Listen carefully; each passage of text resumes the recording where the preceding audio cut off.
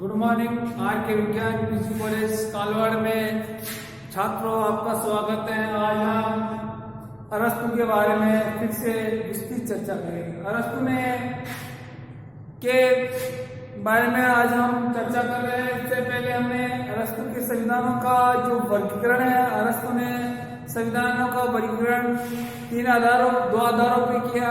एक संख्या के आधार पर, एक उद्देश्य के आधार पर। संख्या के आधार पर उन्होंने कहा एक व्यक्ति का शासन जो राजतंत्र के नाम से जाना जाता है, इसका विकृत रूप निरंकुश तंत्र के नाम निरंकुश तंत्र के को संबोधित कर सकते हैं, यानी कि निरंकुश का मतलब है मनमर्जी का शासन। इसी कड़ी में हम ये कह सकते हैं कि अरस्तु महोदय ने सीमित व्यक्तियों का शासन, एक से अधिक व्यक्तियों का शासन, इसका जो विकृत रूप है इसको हम कुलीन तंत्र के नाम से संबोधित कर सकते हैं। और इसका जो बिगड़ा हुआ रूप है, विकृत रूप है, इसको धनिक व्यक्तियों का शासन व्यवस्था कह सकते हैं। तो निश्चित तौर पर जो अंतिम है जो बहुसंख्यक वर्ग है, बहुसंख्यक वर्ग से अभिप्राय यही है कि जनता की शासन व्यवस्था है, इसको हम संयम या सर्व प्रजातंत्र के नाम से जाना जाता है। और प्रजातंत्र के नाम से संबोधित किया। उसका जो विकृत रूप है उसको भीड़ तंत्र के नाम से जाना गया। तो उसका मेन मकसद यही होता है कि जनता का हित करना, जनता में से जनता के लिए जनता का शासन और जनता के द्वारा क्रियान्वित करना, ये उसको लोकतंत्र के नाम से संबोधित कर सकते हैं। उसी कड़ी में हम ये कह सकते हैं कि अरस्तु के दासत्व संबंधी विचार, अरस्तु ने दासता जो दास व्यवस्था है, यानी कि दासता जो दास है, उस दास को किस प्रकार से माना है कि उन्होंने ये कहा कि दास वह है जो स्वयं पूरी तरह से अपना नहीं है बल्कि दूसरों का है। यानी कि जो भी व्यक्ति दास है, जो भी सेवक है, वो अपना नहीं है, उसका खुद का नहीं है, उसका जो ढांचा है, मनुष्य रूपी जो ढांचा वो खुद का नहीं है, बल्कि वो दूसरों के लिए वो जन्म लिया है और दूसरों की सेवा करने के लिए वो हमेशा तत्पर रहता है। तो निश्चित तौर पर हम दासता का अर्थ इस प्रकार से कह सकते हैं अरस्तु महोदय के द्वारा कि अरस्तु के अनुसार जो स्वाभाविक अपना नहीं है, अरस्तु के अनुसार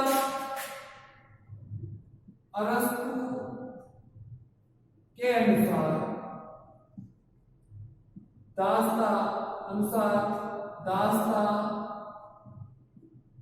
सब तरह से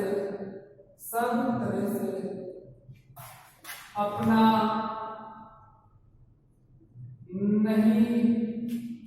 नहीं है, यानी कि स्वाभाविक अपना नहीं है, स्वाभाविक अपना नहीं है लेकिन दूसरों का है। दासता सब तरह से अपना नहीं है, यानी स्वाभाविक अपना नहीं है बल्कि दूसरों का है, दूसरों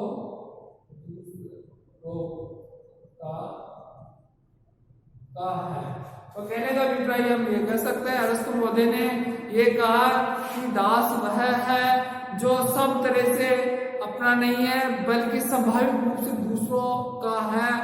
जो मनुष्य रूपी ढांचा है, वो मनुष्य रूपी ढांचा उसका खुद का नहीं है, उसका खुद का तो है लेकिन वो उसका कर्म यही है कि वो दूसरों के लिए सेवा करे, दूसरों की चाकरी करे, दूसरों की नौकरी करे।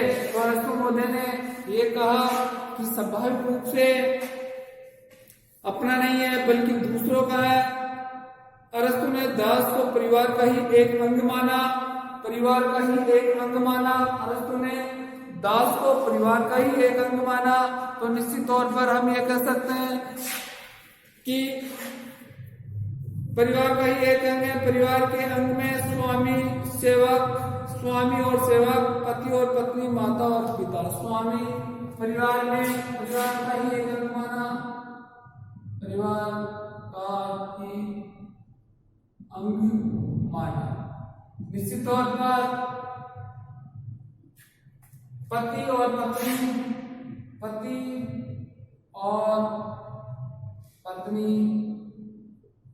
सेवक, शासक और सेवक, शासक और सेवक,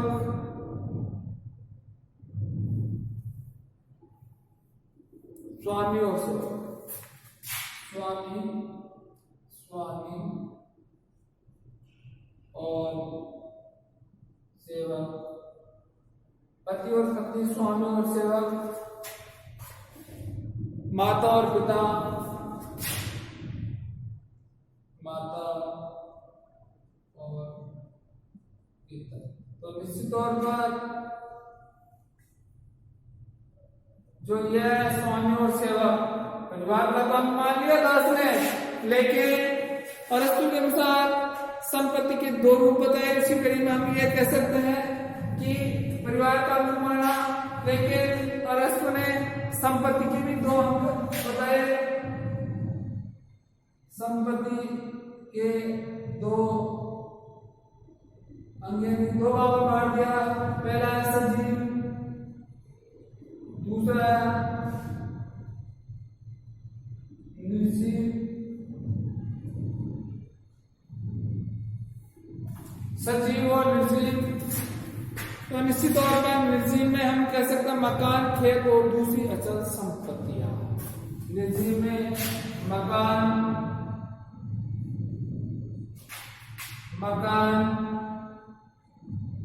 खेत और दूसरी अचल संपत्ति, अचल संपत्ति, है ना। उसी प्रकार सजीव में कहा, सजीव के लिए बोला कि हाथी, घोड़े, अन्य पशु पक्षी दास आते हैं, यानी कि हाथी, घोड़े, सजीव में हाथी, घोड़े और दास। तो निश्चित तौर पर एक संपत्ति के रूप में दास को संबोधित किया है। ये एक दुख तो होता है, लेकिन अरस्तु महोदय ने इस सिद्धांत को बड़े सोच समझकर इस सिद्धांत का प्रतिपादन किया, तो दास को एक सजीव वस्तु माना है। तो हम ये कह सकते हैं कि अरस्तु ने दास को मनुष्य की श्रेणी में न रखकर उपकरणों की श्रेणी में रखा है। अरस्तु ने दास को मनुष्य की श्रेणी में न रखकर उपकरणों की श्रेणी में रखा है। तो निश्चित तौर पर अरस्तु के अनुसार दासता की प्रकृति निम्न प्रकार से है। तो जब उपकरणों के आधार पर रखना है, तो जो दास की जो प्रकृति है, दास की जो फितरत है, उसके बारे में हम विस्तृत चर्चा करेंगे। इसके बारे में निम्न बिंदु है, वो देखिए, इसका स्क्रीनशॉट ले सकते हो कि अरस्तु के अनुसार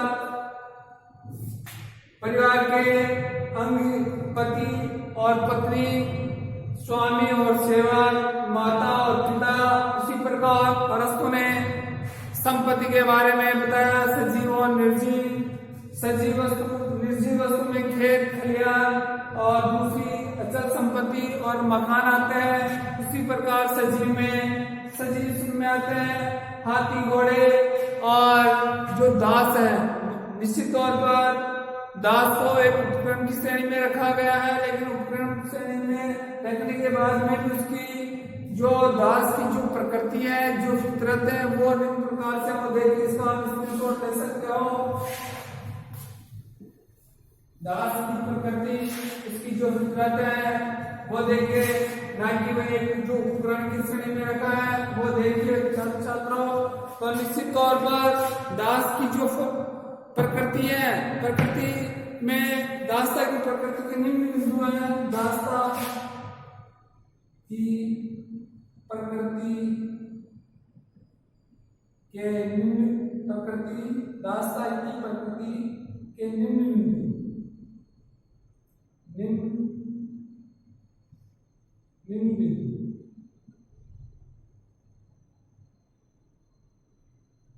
वो देखें। पहला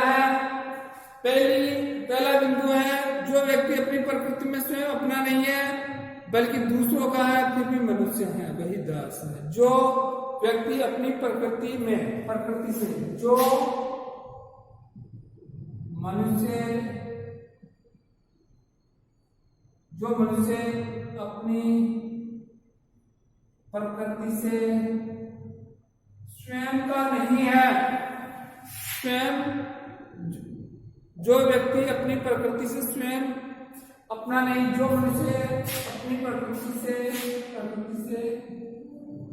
स्वयं अपना नहीं है, वह दूसरों का है, बल्कि दूसरों का फिर भी मनुष्य है। जो मनुष्य अपनी प्रकृति से स्वयं अपना नहीं है बल्कि दूसरों का है, और वह मनुष्य की श्रेणी में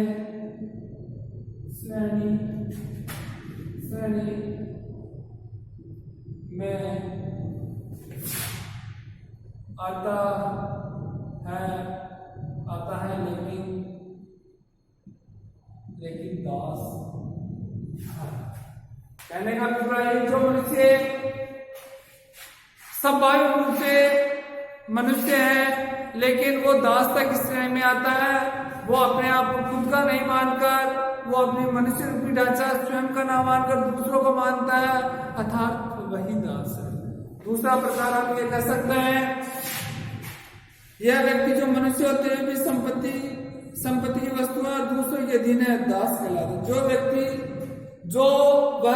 जो मनुष्य होते हुए भी संपत्ति की वस्तु है, वह व्यक्ति जो मनुष्य होते हुए भी संपत्ति की वस्तु मानता है, वो दास है। वह व्यक्ति संपत्ति की वस्तु मानते हुए मनुष्य होते भी वह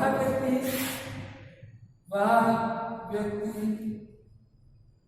संपत्ति जैसी वस्तु मानता है, वह दास। तो कहने का मतलब वो संपत्ति जैसी वस्तु मानता है और अपने आप को दास समझता है।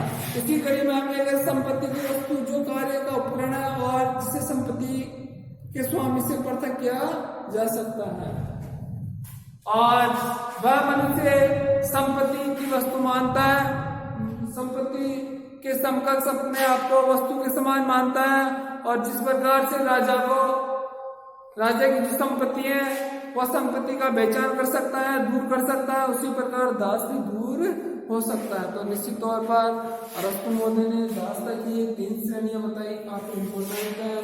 उनकी जो प्रकृति बताई वो काफी सौंपनीय तो नहीं है, लेकिन अरस्तु महोदय का जो सिद्धांत है उसको हमने स्वीकार करना ही होगा। तो निश्चित तौर पर दासता की प्रकृति की ये 3 बिंदु हैं, उनको अच्छी तरह से आपको देखना है, अच्छी तरह से पढ़ना है। इसके बाद में हम ये कहेंगे कि दासता की जो प्रकृति है, प्रकृति के साथ साथ दासता का जो औचित्य या दासता का औचित्य या दासता की आवश्यकता क्या है, क्यों है दासता की औचित्य, दासता का औचित्य, अरस्तु दासता का औचित्य या आवश्यकता। तो निश्चित तौर पर अरस्तु ने दास की का क्या औचित्य माना है, दास को क्यों आवश्यक माना है, उसी कड़ी में हम देखेंगे कि दासता प्राकृतिक है। अरस्तु के अनुसार दास प्रथा प्राकृतिक है, दासता प्राकृतिक ऐसा मानताओं का ही परिणाम है। दासता प्राकृतिक, इसका दासता का क्या औचित्य है, पहला औचित्य लिखे, दासता प्राकृतिक है।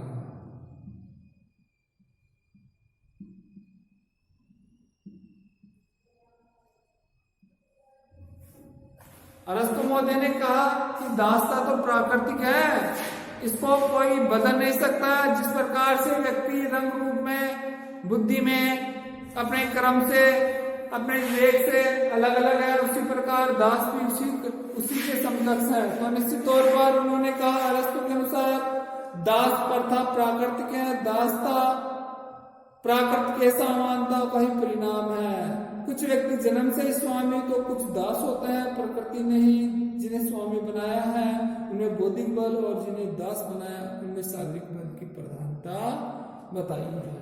तो निश्चित तौर पर अरस्तु महोदय ने दासता को प्राकृतिक रूप बताया, क्योंकि जब प्रकृति ने व्यक्तियों को असमान माना है, असमानता उसमें दी गई है, तो निश्चित तौर पर जो ज्यादा बुद्धिजीवी है वो सेवक राजा बन गया और जो कम बुद्धि है वो जो शारीरिक रूप से सुदृढ़ है, मजबूत है, सेवा करने वाला है, उसमें सेवा का जज्बा है, वो दास बन गया। तो निश्चित तौर पर ये प्रकृति की देन ही माना, इसलिए आवश्यक है। दूसरी कड़ी में हम ये कह सकते हैं दासता दोनों पक्षों के लिए जरूरी है। दासता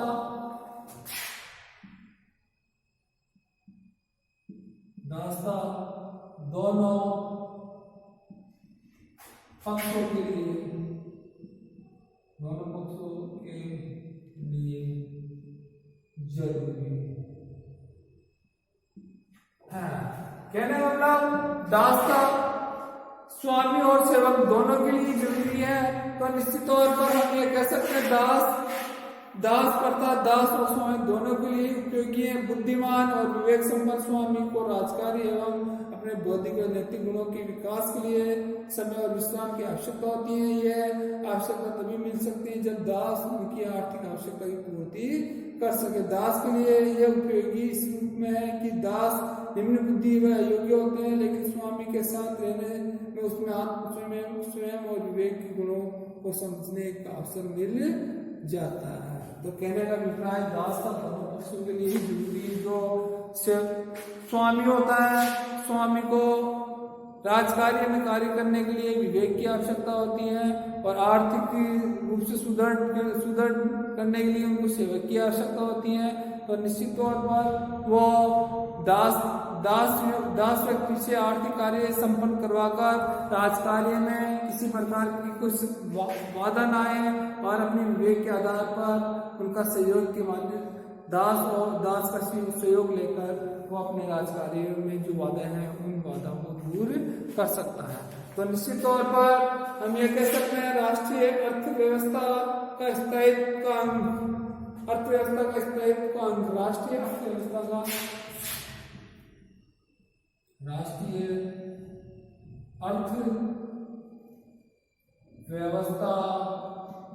का स्थायित्व का अंग। तीसरा हमें आवश्यकता होती है राष्ट्रीय अर्थव्यवस्था को स्थायीकरण, उसको स्थायित्व देने के लिए भी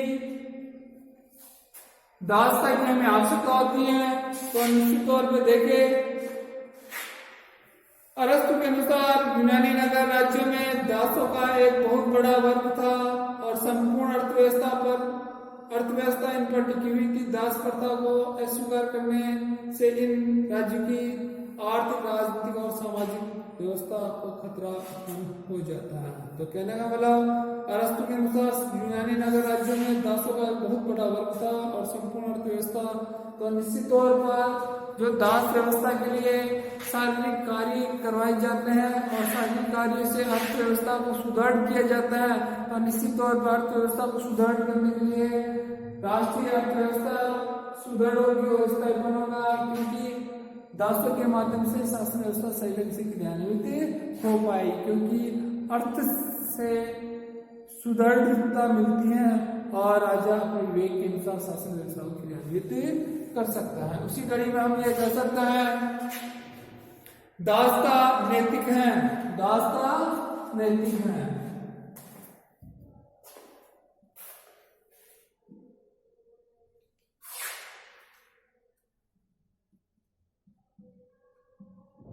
दासता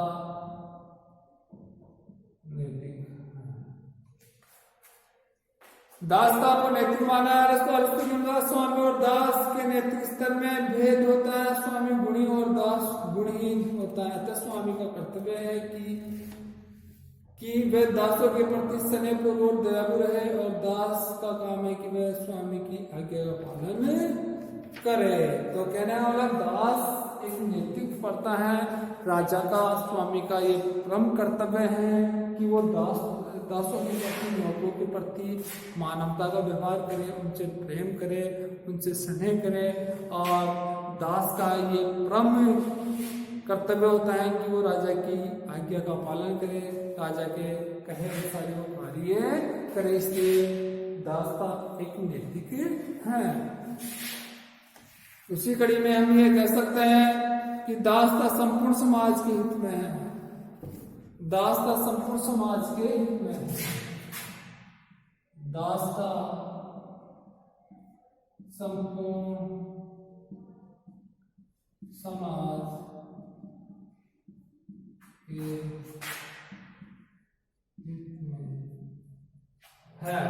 अरस्तु महोदय ने दासता के बारे में कहा, अरस्तु दास प्रथा को समाज के हित में समझता है। इसके द्वारा कुछ श्रेष्ठ व्यक्ति को घरेलू धंधों में मुक्ति मिल जाती है और वह अपना सारा समय हित में लगा सकते हैं। तो दासता संपूर्ण समाज में जो बुद्धिजीवी वर्ग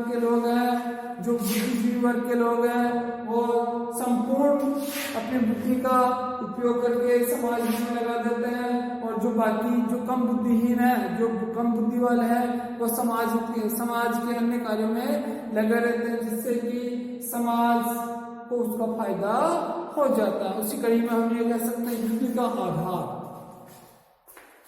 युद्ध का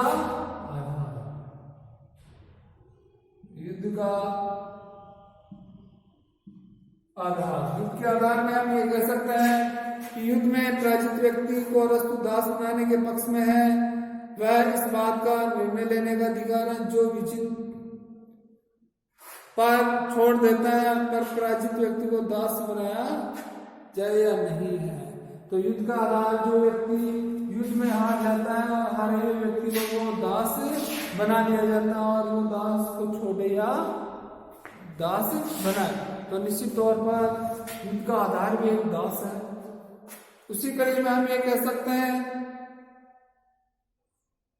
युद्ध का आधार दास। तो युद्ध के आधार पर दासता के दो प्रकार बताए हैं। युद्ध के आधार पर दासता के दो प्रकार बताए हैं। दासता के आधार, दासता का आधार, पहला आधार एक स्वाभाविक दास जो ऑलरेडी दास है, जो कुछ व्यक्ति जन्म से ही दास होते हैं, और एक वैधानिक दास।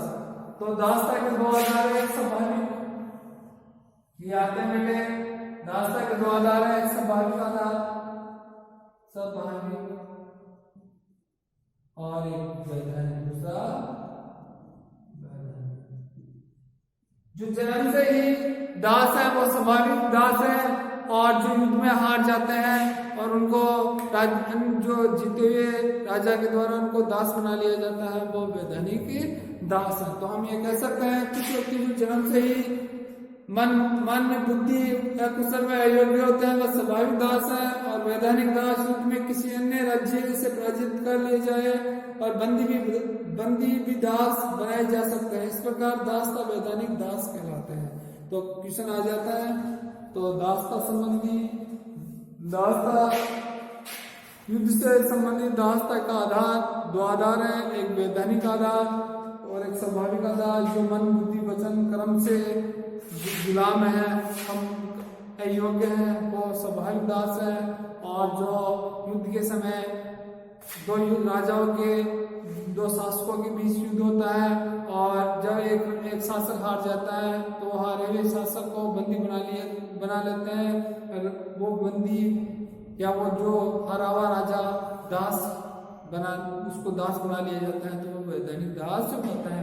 ये सब कुछ होते हुए भी अरस्तु महोदय की दासता संबंधी आलोचना की गई है। उसकी कुछ सीमाएं हैं, उन सीमाओं या कुछ प्रतिबंध है, वो सीमाएं या प्रतिबंध निम्न प्रकार से वो देखे।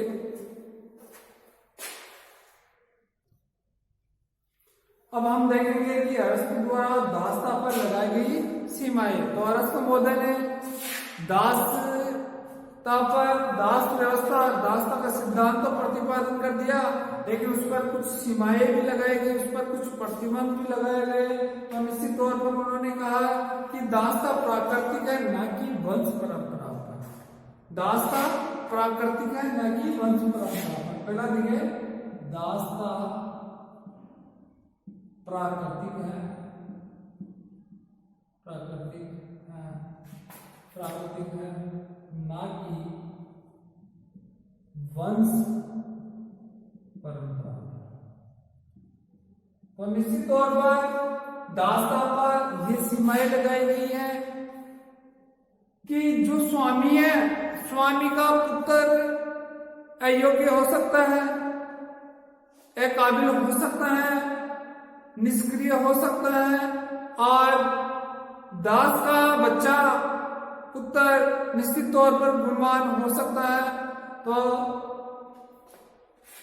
दासता का अगर पुत्र गुणवान है तो उसको दासता से मुक्त कर देना चाहिए, ये एक सीमा लगाई गई। और जो राजा का पुत्र अयोग्य है उसको दासता से संबंधित दासता में धकेल देना चाहिए। तो अरस्तु महोदय ने कहा दासता प्राकृतिक है न कि वंश परंपरा पर। दासता की संतान गुणवान, दास की संतान गुणवान है और स्वामी की संतान गुणहीन हो सकती है। अतः जो व्यक्ति दास होते हुए भी योग्य और बुद्धिमान है उनको मुक्त कर देना चाहिए। दूसरा रूप बताया है, स्वामी को दास के प्रति किसी भी प्रकार का अत्याचार या क्रूर व्यवहार नहीं करना चाहिए। स्वामी को, दूसरा है स्वामी को दास के प्रति कठोर व क्रूर व्यवहार नहीं करना चाहिए, क्रूर व्यवहार नहीं करना चाहिए, क्रूर व्यवहार नहीं करना, क्रूर व्यवहार नहीं करना चाहिए।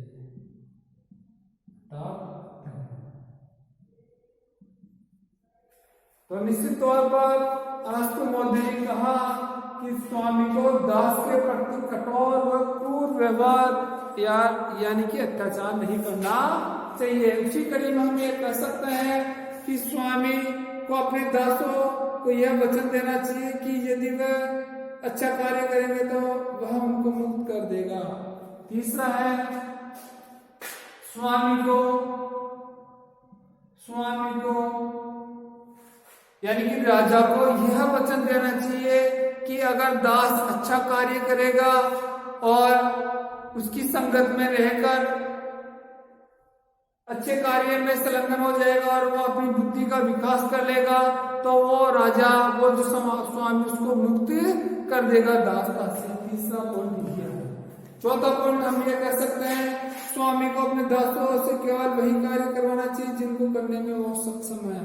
चौथा कार्य यह है कि राजा को, जो स्वामी है, उस स्वामी को अपने दासों से, अपने नौकरों से वही कार्य करवाना चाहिए कि जो दास जिस कार्य को करने में सक्षम है वही कार्य करवाना चाहिए। तो निश्चित तौर पर दासों से राजा को वही कार्य करवाना चाहिए जो दास जिस कार्य को करने में वो सक्षम है।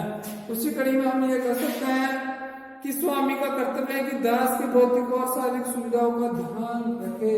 राजा का परम कर्तव्य है कि वो उसकी भौतिक और अन्य सुख सुविधाओं का विशेष ध्यान रखे। उसी कड़ी में हम ये कह सकते हैं कि स्वामी अपनी मृत्यु के समय दासों को दासता से मुक्त कर दे। अगला है कि जो राजा या जो स्वामी अगर उसकी मृत्यु हो जाती है तो मृत्यु से पहले ही दासों को उनसे मुक्त कर देना चाहिए, उनसे जो गुलामी है गुलामी से हटा देना चाहिए। उसी कड़ी में हम ये कह सकते हैं कि जैसे जैसे एक दास अपने भौतिक स्तर को ऊंचा उठाता जाएगा वैसे वैसे उसका मुक्त मार्ग प्रशस्त होगा और उसका बौद्धिक स्तर स्वामी के समान हो जाएगा, तो उसे स्वतंत्र कर देना चाहिए।